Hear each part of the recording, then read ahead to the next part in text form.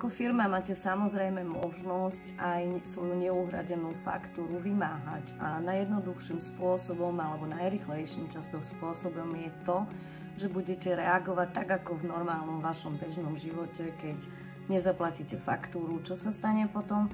No príde vám prvá upomienka, druhá upomienka a tretia upomienka už s informáciou, že vec sa podáva na právnika alebo na inkaso kanceláriu, ktorá potom od vás vymáha buď celkovú sumu alebo v splátkach túto sumu. No a takto to funguje aj vo vašom prípade, takže dbajte na to, aby ste si faktúry vystavovali, aby ste ich mali písomne vystavené, pre vás v najlepšom prípade kópiu alebo potom odfotiť si na telefón, aby ste mali ako dôkaz, že áno, vtedy som vystavila faktúru.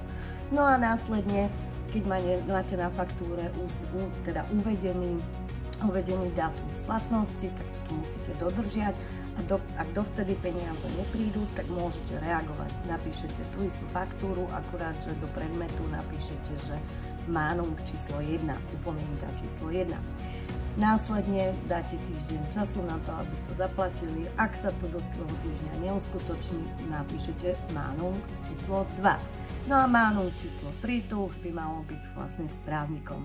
Právnika si môžete nájsť kdekoľvek na internete alebo sa opýtať vo vašom okolí, kto ako v tomto pracuje.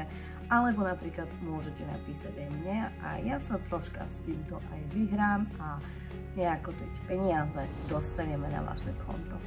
Ahojte!